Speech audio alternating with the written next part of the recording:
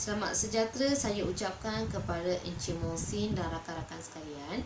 Saya Banu Pria, anak perempuan Manogaren, ingin membentangkan tajuk yang diberi iaitu Classic Brainstorming.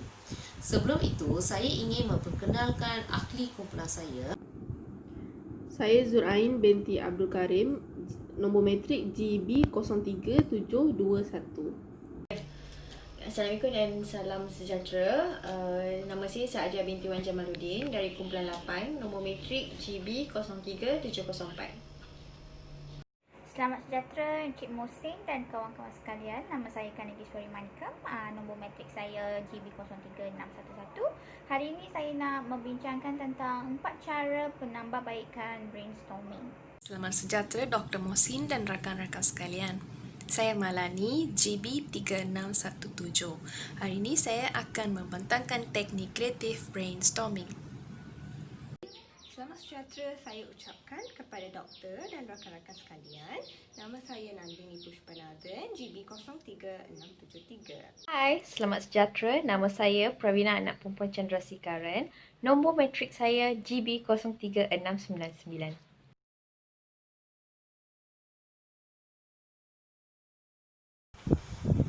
Classic Brainstorming diperkenalkan oleh Osborne pada tahun 1930. Setiap idea yang dicatat, diterokai dan dinilai oleh ahli kumpulan tanpa dan kritikan dan penilaian. Menurut Osborne, Classic Brainstorming adalah berdasarkan dua prinsipal iaitu defer judgment dan quantity menghasilkan quality. Antara ciri-ciri defer judgment adalah pemikiran kreatif dan semua pertimbangan harus dipisahkan, manakala kuantiti menghasilkan kualiti bermaksud aliran idea mendorong lebih banyak idea.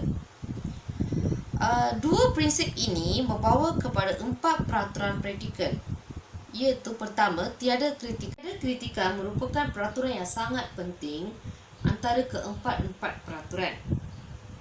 Hal ini disebabkan boleh mewujudkan suasana atau mana-mana peserta berasa tersinggung melalui tindakan atau isyarat yang diucapkan atau tidak diucapkan. Kedua adalah free will. Free will bermaksud penyataan idea mesti tidak dihalang. Apa-apa idea yang terlintas dalam minda harus dinyatakan dengan jelas dan berani. Ketiga adalah kuantiti. Kuantiti bermaksud semakin banyak idea, semakin banyak peluang untuk menuju kejayaan. Dan keempat, yang terakhir sekali adalah hitchhike. Hitchhike bermaksud individu menyumbang idea sendiri yang boleh membina idea orang lain. Hal ini dapat mendorong idea penambahbaikan, penerangan dan meningkatkan interaksi kumpulan. Hari ini saya akan membentangkan tentang teknik bagaimana brainstorming berfungsi. Nombor 1, brainstorming berfungsi sebagai suatu kaedah berstruktur untuk menghasilkan idea yang tidak terkawal dan melibatkan penglibatan dalam proses penambahbaikan. Kedua, digunakan untuk tujuan menganalisis atau mengenal pasti sesuatu punca dan situasi. Ketiga, digunakan untuk proses penambahbaikan untuk mengenal pasti dan mengutamakan kaedah penyelesaian. Keempat, menghasilkan pelbagai idea dalam masa yang singkat. Kelima, memudahkan proses berfikir secara kreatif. Dan akhirnya ialah memisahkan penjanaan idea dari penyusunan dan penilaian data. Saya akan membentangkan tentang teknik dan proses dalam menjalankan sesi brainstorming. Okey, untuk makluman semua, Alex Osborne merupakan individu yang bertanggungjawab dalam memperkenalkan teknik brainstorming ini. Jadi, beliau telah memperkenalkan teknik brainstorming ini pada tahun 1953 melalui buku yang berjudul Applied Imagination. Jadi, Osborne telah menyusulkan metod brainstorming dan juga aturan efektif untuk mengendalikan sesi brainstorming tersebut. Terdapat 4 proses ataupun teknik brainstorming, iaitu yang pertama adalah pemberian informasi dan motivasi, yang kedua identifikasi, ketiga verifikasi dan yang terakhir adalah konklusi ataupun evaluasi. Untuk teknik yang pertama iaitu pemberian informasi dan motivasi. Okey, pada tahap ini seorang ketua perlu menjelaskan masalah yang dihadapi dan latar belakang masalah tersebut. Kemudian dia harus memberi ruang pada ahli ataupun pekerja yang lain untuk memberi pandangan ataupun tanggapannya terhadap masalah yang dibahaskan. Jadi semakin ramai anggota dalam kelompok tersebut, maka semakin besarlah peluang sebuah masalah itu dapat diselesaikan. Yang kedua adalah teknik identifikasi. Okey, pada tahap ini semua ahli ataupun anggota berhak untuk memberikan sumbang saran pemikiran ataupun brainstorming secara optimum, di mana semua idea-idea yang diberikan tidak kiralah sama ada idea tersebut tidak logik ataupun tidak masuk akal, haruslah ditulis dan tidak boleh dikritik sama sekali. Kerana pada tahap ini, kreativiti memainkan peranan yang sangat penting bagi setiap anggota untuk mengolah semula sesuatu idea itu yang kita anggap tidak logik kepada salah satu jalan penyelesaian yang efektif. Okey, teknik yang ketiga adalah verifikasi, di mana setiap ahli akan meninjau kembali brainstorming yang telah dibincangkan terlebih dahulu. Setiap idea itu perlu dinilai semula mengikut kesesuaian permasalahan yang dibahas atau dibincangkan pada waktu-waktu tersebut. Jadi, proses yang terakhir adalah konklusi ataupun evaluasi. Okey, setelah semua idea dikumpulkan, ketua dan ahli akan cuba untuk mencari kata sepakat dengan menyimpulkan setiap idea yang diperoleh melalui perbincangan sebelumnya. Dalam proses ini, semua anggota kelompok diberikan kesempatan untuk merangka jalan penyelesaian bagi permasalahan yang dihadapi dalam bentuk diagram. Okey, ini akan membolehkan setiap anggota mudah untuk membuat plan tindakan setelah proses brainstorming selesai. Secara khususnya, kaedah brainstorming ini dapat melatih seseorang individu itu untuk mengemukakan pendapat pribadinya secara langsung dalam sesebuah perbincangan. Jadi dalam proses ini, tidak ada individu ataupun anggota yang bersifat pasif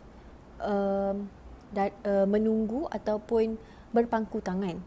Jadi brainstorming ini mendorong semua orang untuk berani berbicara dan mengeluarkan potensi terbaiknya. Selain itu, mereka akan belajar untuk mengendalikan diri dengan memberi kesempatan kepada orang lain untuk mengemukakan pendapat, meskipun pendapat mereka itu adalah salah ataupun tidak masuk akal. Salam sejahtera kepada Dr. Mohsin dan rakan-rakan sekalian. Saya Malani akan membentangkan contoh pengaplikasian teknik brainstorming dalam dunia sebenar. Contoh situasi adalah di pejabat pengurusan syarikat ABC. Syarikat ABC adalah syarikat pengeluaran produk jualan pakaian. Syarikat ini dilanda kegawatan ekonomi akibat pandemik COVID-19 baru-baru ini. Maka satu mesyuarat terkempar diadakan di pejabat pengurusan bersama ahli jawatankuasa, pemegang saham dan pekerja bahagian jualan untuk mencari jalan penyelesaian idea-idea bernas untuk mengurangkan kerugian yang dialami. Dalam perjumpaan tersebut, teknik brainstorming telah digunakan untuk mencari idea dan kesemua idea yang dibicarakan telah pun dicatatkan dalam slide PowerPoint dalam perjumpaan tersebut. Perbincangan dimulakan dengan seorang pekerja bahagian jualan mencadangkan ideanya untuk melakukan inovasi dalam pengeluaran produk jualan, iaitu dengan menambahkan nilai kegunaan semasa situasi pandemik COVID-19. Abu mencadangkan untuk mengubah produk jualan yang sedia ada kepada hoodie dan face mask yang boleh dipakai sekaligus pada masa yang sama. Idea inovasi Abu menjadi trigger point kepada Mutu untuk mengembangkan idea tersebut dengan cadangannya untuk membina satu platform online syarikat bagi memudahkan pihak pembeli dapat menampak dan membeli produk jualan mereka pada masa pandemik dari rumah sahaja. Rentetan itu, Chong pun mendapat idea untuk mengadakan aktiviti promosi jualan pada platform online tersebut dengan pemberian pelbagai diskaun-diskaun menarik bagi mendapatkan perhatian pihak pembeli. Perjumpaan ini berkonsepkan quantity over quality, di mana lebih banyak idea diperoleh lebih bagus untuk mencapai tujuan teknik brainstorming, iaitu mencari jalan penyelesaian. Time frame yang diperuntukkan bagi sesi brainstorming ini adalah 30 hingga 45 minit sahaja, supaya lebih banyak idea dapat diperoleh dalam masa yang ditetapkan. Sebarang idea yang dilontarkan dalam sesi brainstorming itu tidak dinilai mahupun dicari aspek kesalahan ataupun kelemahan, kerana sesi brainstorming memang menggalakkan idea-idea yang luar daripada jangkaan. Pada akhir sesi brainstorming tersebut, kesemua idea telah dikumpulkan, dikategorikan dan ditunjukkan balik dalam PowerPoint slide presentation untuk tetapan hadirin. Didapati syarikat ABC dapat memperoleh banyak idea yang kreatif untuk menyelesaikan masalah kerugian yang dialami daripada sesi brainstorming tersebut. Sekian, terima kasih. Selamat sejahtera Prof. Saya Pravina. Saya akan menjelaskan contoh pengaplikasian teori brainstorming di kalangan pelajar di sekolah ataupun di kolej. Biasanya brainstorming ini digunakan dalam aktiviti kumpulan di mana ia akan mendorong pelajar memberi tumpuan kepada aliran idea bebas. Cikgu juga menggunakan teori brainstorming ini supaya pelajar dapat berkongsi idea antara satu sama lain mengenai sesuatu topik. Apabila pelajar berkongsi idea antara satu sama lain, pelajar mendapat idea baru ataupun idea semasa, terutama dalam masa yang singkat, yang membantu mereka menulis dalam ujian. Brainstorming juga adalah satu strategi pengajaran untuk meningkatkan kemahiran berkomunikasi antara pelajar. Brainstorming juga galakkan kemahiran berfikir untuk membuat keputusan apabila menerima pendapat pelajar-pelajar lain. Apabila pelajar menggunakan teknik brainstorming untuk belajar sesuatu topik ataupun sesuatu aktiviti, mereka boleh mendapat keputusan yang cemerlang. So, terdapat 4 cara untuk memperbaiki brainstorming kita. Cara pertama ialah more is more, iaitu memikirkan idea dan apabila idea diberi, jangan sekali-sekala menganggap idea tersebut tidak bernas.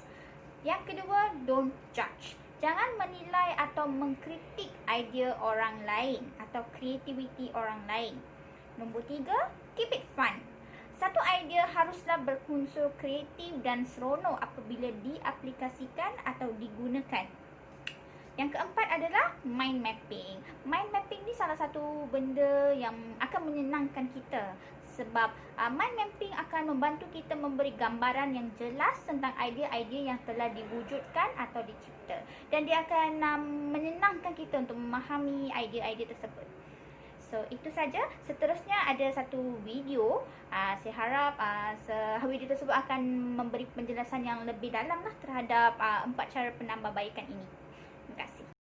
If you've ever been tasked with finding a solution to a problem, you've probably tried brainstorming. But what is it? Generally, brainstorming is about writing down an unfiltered and vast array of ideas to later focus on the ideas that best fit the problem.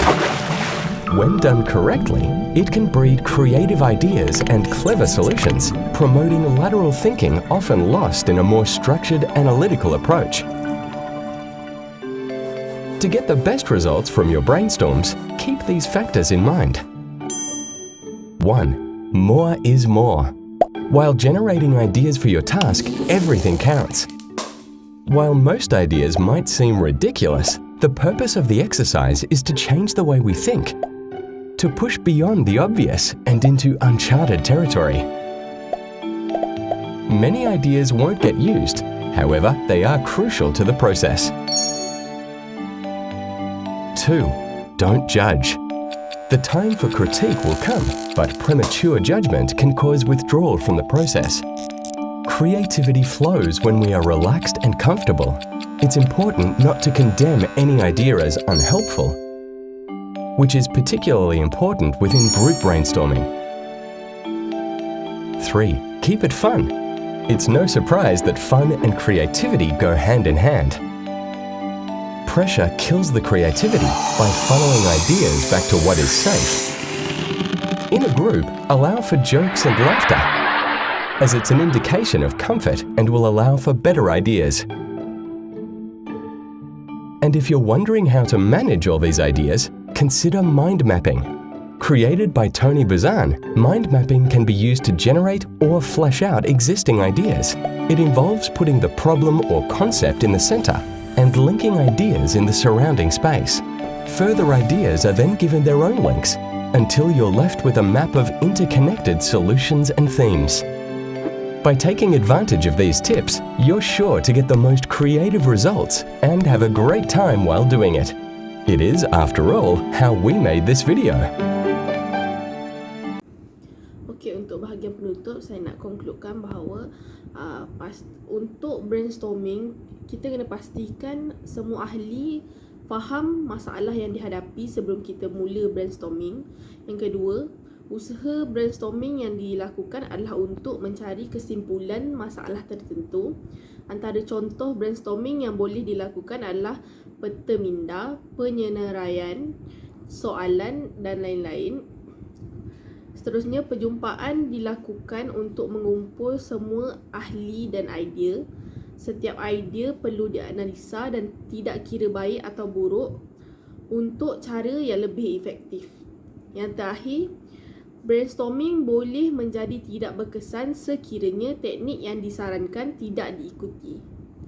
Itu saja daripada kumpulan kami. Ada soalan?